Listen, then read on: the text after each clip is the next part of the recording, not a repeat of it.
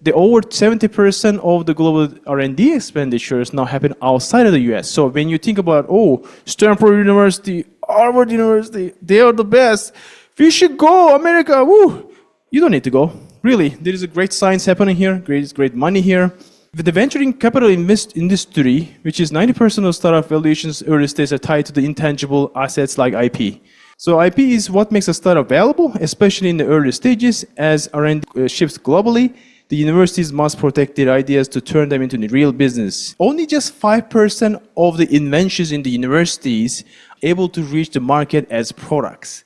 So startups with the patents or trademarks are far more likely to raise venture capital. If you are in a startup, you should definitely protect the idea in some way. It needs to be defensible. So this is how you can make the proof the company is worth something for us to get the money. Let's get started, Minasan. All right. So the title of today's event is all about from the research to revenue, turning university IP into a global startup in the AI age. So I know the title a bit wordy, but bear with me. It's going to be an amazing session. Okay, today's session, the first thing going to be what is the problem behind of the university and then commercialization issue, which is it's grabbing my attention every other day. University academic conference, I was giving a speech there, so it sparked my interest and I make a lot of research. So first up, we're going to tap into the problem. We're going to talk about why is it happening. We're going to also have a look at the very interesting stats, the state of the university startups, university spin-offs and things like that.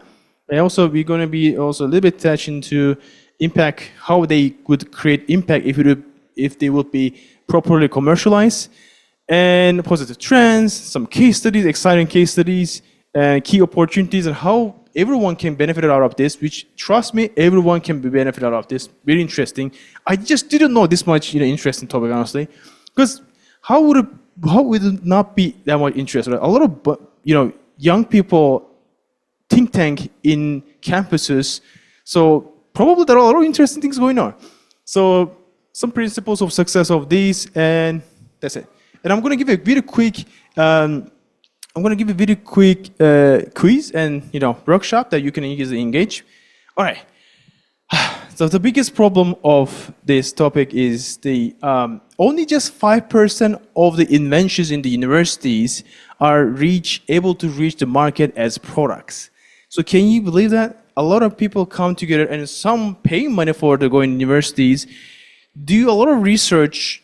Okay, in sake, you can do science in sake of science too, like a little bit of a philosophical angle, but can you imagine everybody would be able to bring this innovation, research, great science into everyone's life?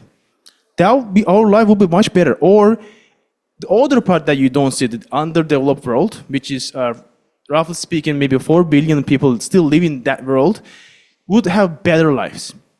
So that gives me a goosebump, I don't know. So, for example, in 2018, the US universities produced only 828 new products from the thousands of disclosures. Very tiny fraction of these startups actualized. But the ones who did generate billions of dollars revenue. I know it's kind of a boring topic, but I'm talking about $1 billion, okay? $1 billion opportunities. So who wants to become a billionaire here? Anybody? Even though you don't realize, I trust, you want to be a billionaire. Huh? You don't need that much money, but nobody would say no to $1 billion. Yeah. So you're right. We don't really need that much money to be rich. Actually, you could have a much richer life with a very small money. Anyways, so okay, why is it happening? So first off, the gap between the campus and the real market. Real market means this. Everything from coming from market, right? This to this, and everything, right? Branded, non-branded, commodity, whatever. Everything is in the market. But there is a huge gap between the university and this. And no focus on business feasibility and the fundamentals. The students or the university, they don't put any attention on this. That's so sad. The third thing is there is no discipline between technical fields and the market itself. Huge issue. And the university, a place for innovation, and the most universities are not good at it for bringing to the market. So except the top decile. Okay, we're gonna have a look at the top decile. It's gonna blow your mind. So we need to distribute these opportunities across the world. So a quick glimpse of, let's have a look very quickly about the state of the university startups. To understand the opportunities and the suggested solutions, we need to have a look at these, top tiers, how they're doing good, so we can learn from them, right? All right. So this is the top 20 universities with most initiated startups in 10 years gap, which is 2008 to 2018, which, I mean, this gives the top decile of what it's look like in terms of startup creation. But it's interesting to see, but you just can't get a lot of things from just this data, which is you need to dig inside to see the correlation. So no coincidence that MIT, this kind of, Ivy League colleges are on the top. But there is also very surprising data there that I'm not going to spend so much data because it's like pretty much plain. Where do most unicorn founders come from? Where do they study? This is very interesting. Stanford University, I'm not surprised. Why is it, right? Very much connected in the, it's basically in Palo Alto, right?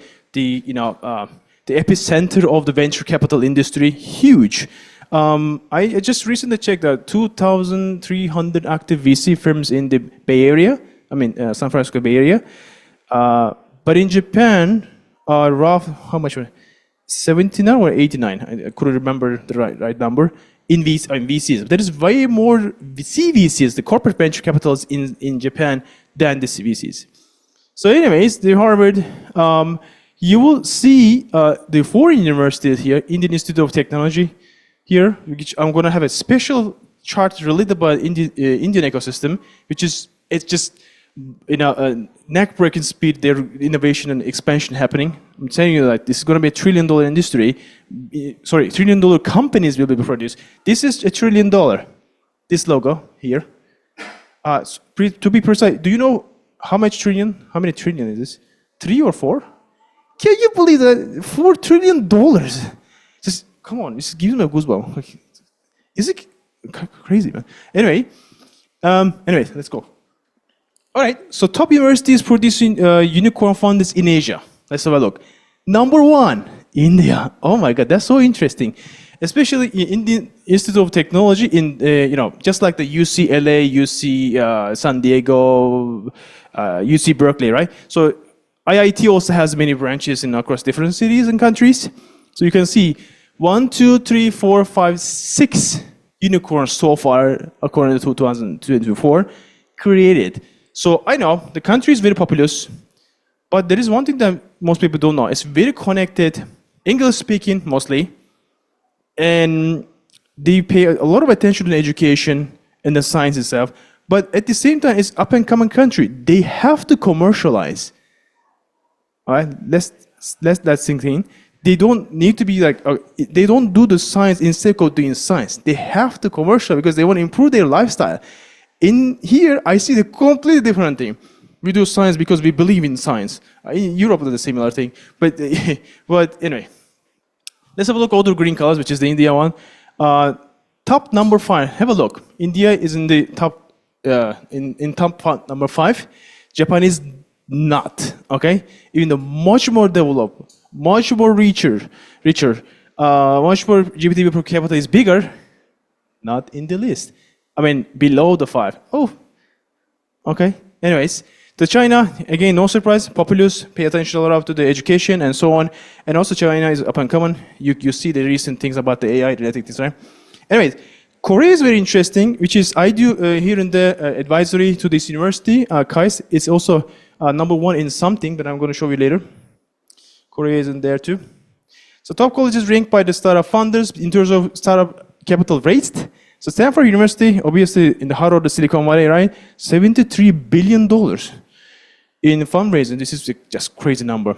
So UC Berkeley, but Berkeley campus only, $25 billion. Again, Bay Area. Harvard is a different story. MIT, different story, and so on. All right, let's have a look at Asia one because we are in Asia. We are talking in Tokyo, guys, for the recording. KAIST is number 1. For most innovative universities, but this data is from 2018 because this is the one thing that I find the most reliable, this data, unfortunately. So Tokyo, Todai is in the number second. So interesting correlation also. But I personally do a lot of things with the KAIS. I live in Tokyo last 6 years. So they hire me, they bring me, pay the tickets and stuff to go there, do stuff, but not University of Tokyo.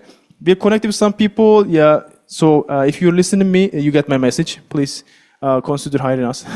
So anyway, again, South Korea is on the number top 5, top 3. There are 3 players in the top 5. That's very interesting. Makes me think a lot. Because this country, really need to be wake up and then rethink about all the things that what they do about the education, commercialization, startups, venture capital, anything really need to be rethink. You can see a lot of high headlines about, this much capital we're going to allocate to the VCs and things like that in Japan. Those are kind of a bit more populist things. But here's the bonus one. Startups that are born in the universities but not in the spin-offs also quite common, because I also started my first startup company when I was in university too, but it's not like university associated. I was talking mostly about university associated things in the beginning. So that we can still learn a lot of things from them. So, but this topic is, this session mostly focusing on what university can do to create the spin-off companies, or they should do or not, that sort of thing. So some examples. Do you know this guy? Obviously. Mark Zuckerberg. I guess the first or second, first centibillionaire. Even saying makes me kind of crazy. Figma, Dylan, do you know, does anyone know Dylan? Does anyone know what's Figma? Good, half. Wow, great. WordPress, Reddit, Steve Hoffman, love him. And Snapchat, some of the examples. They are not university associated, but they born in the university by the founders. Because they utilize they didn't just focus on the science, they use the science, but hey, I can make money out of this. And nothing wrong about that. And the impact of the people's life, let's have a look. So over the past decades, academic tech transfer has been it's improved its value from from the 1996 to 2020. University developed innovations contributed over $1 trillion to US GDP and supported almost 7 million. This number needs to be changed. Almost 7 million jobs. That's crazy. So impact is real and growing. So I'm talking about real money, real industry, no fluff here. No up in the air, vague things. Okay, bear with me. I'm going to open the session for a discussion. If you have, if you have questions, please do like a small one.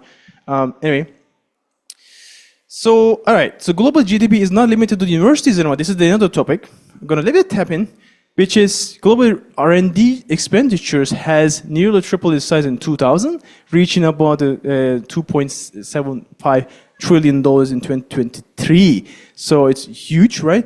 But the over 70% of the global R&D expenditures now happen outside of the US. So when you think about, Stanford University, Harvard University, they are the best. We should go, America, woo! You don't need to go. Really, there is a great science happening here, great money here, great collaboration between the Silicon Valley there. We are the one who bring the Silicon Valley for you guys. I'm here, take advantage. All right, so not surprisingly, the science, especially the high potential to commercialize one, increasingly happening outside of the US. No surprise. So we need to learn from these private industry to bring back to the universities also. So that's what I'm saying. We see the great science happening, great things happening there, attention happening there, university, but outside it happening. So we need to bring them all together. Anyways, I guess I make the point. What if these people could create these companies? We will have better options for those are the what students working on that makes the impact for real people life, which is the agri-tech, food, biopharma, chemistry, materials, energy, healthcare, medtech, and many more. So I'm talking about saving real people's life. So we will be able to do that with this way if we could commercial. It just remains as a study. That's just crazy for me. It's a little waste for me. I'm a capitalist, so it's a waste for me. Okay, encouragingly, academic innovation is on the uprising. So 1,170 new university startups were created in the US only, because I only able to find the data that's why. 2020 alone, which way more than that right now. So, in a nutshell, is overall the encouragement, interest is a lot reason. Universities are creating more startups than ever, but without the right mindset, many of them stay in the lab. That's the problem. And the importance of the IP. So, as the venturing capital industry, which is 90% of startup valuations early stage, are tied to the intangible assets like IP. So they also are not capable to sometimes able to secure their idea, even though they have some idea. Most, I show you the Mark Zuckerberg, right? They also had some dispute in the beginning over the IP rights. So that's also very important. Anyway. So, okay, let's talk about some more money, okay? So VC's growing interest in the spinoffs, which is university-born startups, and raise on for the UVCs. UVC wasn't even a thing before, the university VC. So there is the CVC, right? Corporate VC. So now we have the UVCs. So that is also up on the rise. That data is pretty interesting. You can see the Japan position there, but we have no time that much, so you can take a photo if you want. So IP is what makes a startup valuable, especially in the early stages. As R&D shifts globally, the universities must protect their ideas to turn them into the real business. So we need to help universities to secure their IPs and the students and so on. So, okay, how we can do that? Let's have a look very quick. And I'm going to open up the question for stage for the questions and a quick fun activity we're going to do. So they need to adopt the VC, startup to VC flywheel effect. So why VCs love the IP-backed global ideas? It's increasing that they're investing into the university things, because there is kind of like stigma that if you're born in the university, that could be tricky. I'm going to explain why is it tricky. So startups with the patents or trademarks are far more likely to raise venture capital. So if you are in a startup, I guess 2 to 3 people are in a startup, right? You should definitely protect the idea in some way. It needs to be defensible. So this is how you can make the proof the company is worth something for us to get the money. I'm talking about real money. So these people like us, has really power to write you a $250,000 check right now. So this is really life-changing for many people. I'm talking about real venture capital. I hear this kind of things in Silicon Valley back almost like 9 years ago. But here, or my country, 15 years ago, I was hearing this kind of things, and it's in front of me happening. But in Japan, it's still rare. So Japan, the Silicon Valley, entire world is coming here and helping you guys out. So, okay, so, all right. So how you can create the flywheel effect between? Do you guys know what is flywheel effect, by the way, by any chance? Flywheel. So it means it's kind of self-sustaining loop that ever growing. A system. So here's the flywheel, how the flywheel kicks in. The IP protection means new product to the market traction brings the VC brings the growth, and that creates more IP, so it will be contribute back to the university also. So how they do, let's have a look. But how? I'm going to share some case studies so we can learn all together. So Korea was they have top 3 universities on the top 5, right? So how they are able to do that is, first off, paying so much attention to the education, especially STEM education for the workforce from the top universities. KAIST and SNU, one of them, 2 of them. And strong government support is one of them. TIPS and Ministry of SMEs and so on. These are some of them are our clients. And of course, there is a very great open-mindedness from the top level to for everybody from big corporates like LGs and so on to collaborate with the market, universities. KAIST case study, why is it number 1 in the innovation? It's very interesting. It's, by the way, in a very small city in the middle of the Korea, doing great science and innovation, right? I think this is, just interesting numbers there. I'm not going to spend so much time in here. Basically, they have over 20 startups listed, which means IPO'd in the stock market as a startup company, born there. It's a good success. And they already created 1 unicorn company so far. Japan didn't create any in terms of university-born startups. Please, guys, please wake up. All right, you're a foreigner mostly. You're living here. There's opportunity for you all. You can really grab that and then make your dream come true. Another case study, a quick one I'm going to share, which is the University of Illinois, which is from the US, obviously. they adopt a very structured approach to adopt the private market practices into the university and vice versa. And they've been very successful for that. They were able to create, in a very short period of time, 3,000 jobs, almost 1.3 billion in funding, and almost 1,000 startups, university-supported startups, they were able to create in less than 4 years. That is staggering success. You might not think that this is a major university in the US or the world, but they adopted, they made it happen. Because there is money. I mean, there is always money, guys. There is always money. The university endowment, does anyone know what's university endowment funds?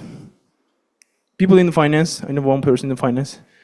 University endowment funds, no? Okay, that is, anyway, very long story. It's a fund in the short, okay, because no time, that invests into many different assets. They are one of the most popular LPs, limited partners, who invest into the venture capital that invest in the startups.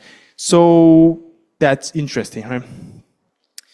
We do a lot of also, this kind of, a couple of cases very quick. So for the San Jose State University, we did a project like this, commercialization related things. Because we're a startup accelerator program, so it makes sense to collaborate with us. So if you're representing and working in the university, please, collaborate with us. And of course, University of California is one of the most, because they're in the California, the entrepreneurship epicenter. So we also collaborate before. So what do they common? So commercialize with the entrepreneurship, number one. Number two, build the teams with the business and tech minds combined. Three, validate with the market very early. Collaborate with the marketplace early. And four, protect and leverage the IP strategically and make the IP your strategic tool. Limit the ownership at the cap table. Strategic fundraising as a spin-off. Utilize the strategic partnerships and use the AI tools. Well, it's very interesting about increasingly. All right. So successful spin-offs are all about building the right teams, protecting their IPs, and getting to the market fast. They raise funds smartly and know how to build partnerships. So university needs to support wasting time, focus on the real validation, and connect with the market from the day one. All right. So here's one very common problem, because most of you here are entrepreneurship related. I think, what would you do? Here's a question. What would you do if you have an idea? What is the first action you do? Can I get some, a quick activity? If you have an idea right now, or at home day before, what would you do the first action? Any volunteers? I can catch my breath.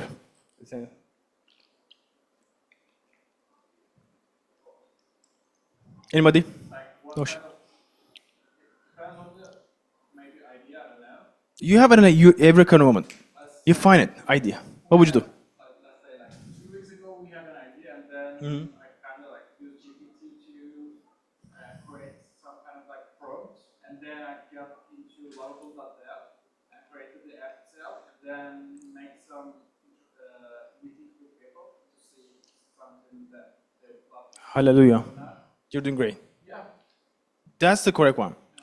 I would maybe add one more thing, but AI tool in the beginning really makes sense to AI is really good for alternative of ideas and good for brainstorming and so on, because it has a huge resource. So what we would do is actually validate an idea in the market right in the venue, if possible. That's why always living together, hanging out with your co-founders, it makes sense. But actually, this kind of is very useful. So you need to talk with the customer. If I talk with you with my idea, you get some feedback to me, and so I can reiterate it immediately. That's the correct one. Hallelujah to you. Thank you. Anyways, so university, in order to commercialize their business, it's not that rocket science. Really, it's not that hard. You can do this kind of simple, this is our curriculum. It looks simple, but it's pretty hard to do. You can do so. So it's not enough to have great ideas or world-class research. Universities always brag about their research quality. I mean, they should, of course. We also judge them to enter or partner with, right? But it's not about only the great science. We respect them, we love them, but that really means that they need to think like an entrepreneur and find a market, build a team, and protect your IP, because they really dig in so that the term paralysis by analysis, it often will happen. paralysis by analysis. It's often very happen. So instead, they should go to the market and validate, just like you said. Thank you.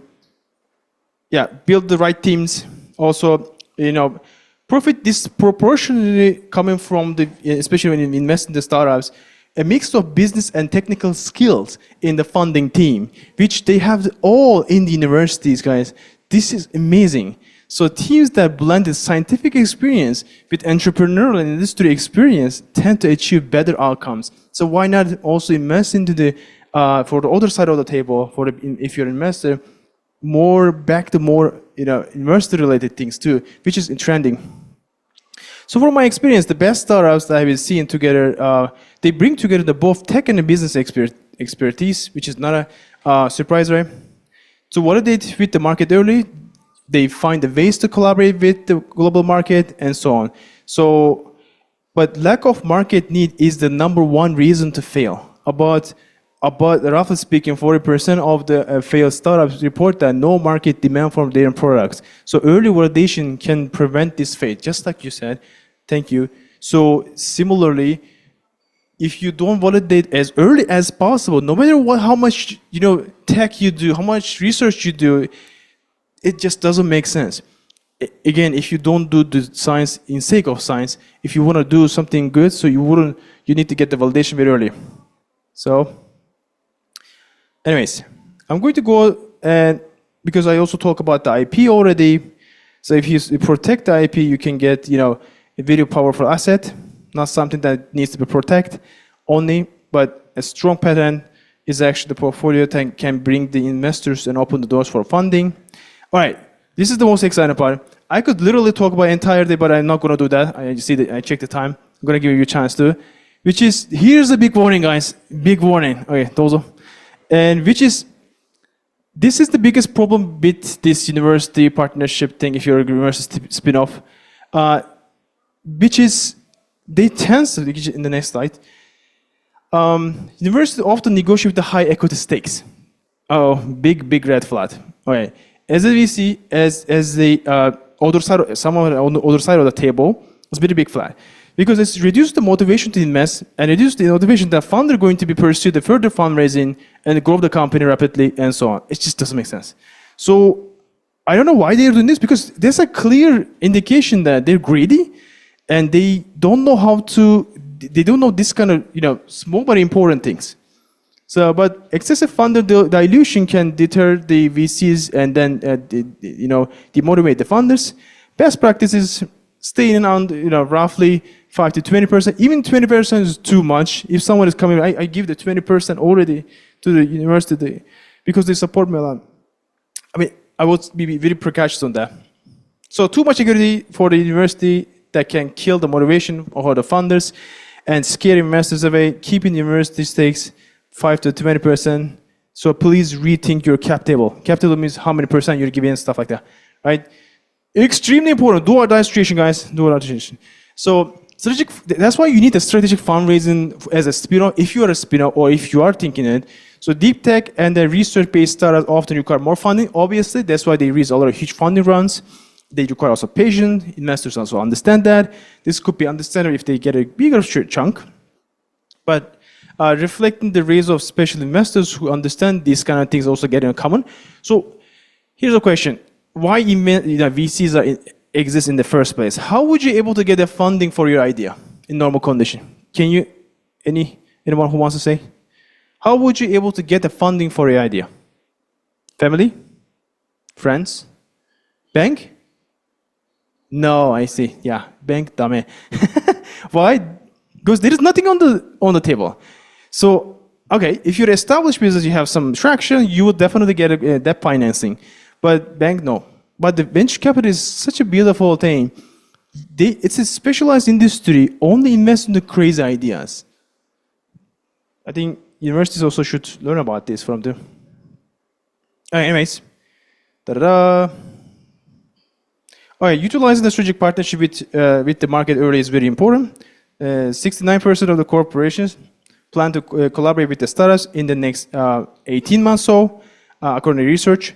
Corporates are actively seeking innovation from outside, which spells the opportunity for research spin-offs from the R&D partnerships, pilot programs, or joint ventures. It's getting super common across the world. In Japan, also very common. But again, you need to also be very precautious about the stake from the corporation too. So you need to protect your IP always. I always say that working with the corporates and also university is like trying to grab a very hot pot. So you need to have gloves, and you need to have a very strategic. How if I touch this one, how can I not burn? So they're valuable. If you're close to the fire, you get warm, you get benefit, but it can also burn you. So you need to be very careful and strategic. So successful international startups report that the early stage of partnership help them scale globally. So that's why it's very important. And also, can you imagine a world that everyone use the AI to do everything better? According to McKinsey report says that it's increasing. Nowadays, 71% of the companies adopting the AI tools easily. So this is something that everybody should be utilizing, including academia. They tend to block it out. Which university? I recently gave a comment, joined as a commentator for a pitch demo day. I said like we were doing kind of what is that? The kind of workshop for the ideas with a huge crowd, like I don't know, maybe 300 people. A lot of rooms, maybe go one by one and do the demo day at the end. I said, why don't you reiterate with the ChatGPT? Oh, it's blocked. Don't even say like that. In Japanese version. What? You can easily, break it with the, VPN or something like that. Oh, no, it's okay. What if someone said like, see? I don't understand. I really don't understand, guys. I really do need to wake up. Anyways, so that's the conclusion. That's a big problem. I know might not be a big problem for you right now, but it might be a big problem for your children, for your for nephew, or if you're working in this industry, or if you're planning to apply for a job for that company who is a university spin-off. That kind of early problem can create a lot of problems and so on. That's the thing. So I'm happy to help. Whether you're an idea stage startup founder or on the other side of the table, I'm happy to help. So you can join my international community. Normally we have way more than audience than this. So if you can connect with me, you will be able to meet with the like-minded people, get support for your startup. And so even though you don't join our program, still fine. So roughly speaking, maybe 98%-ish people don't join our programs, which is fine because they're not eligible to join. So, but they still get a ton of value, which is joining events, talking with us, give some introductions and so on.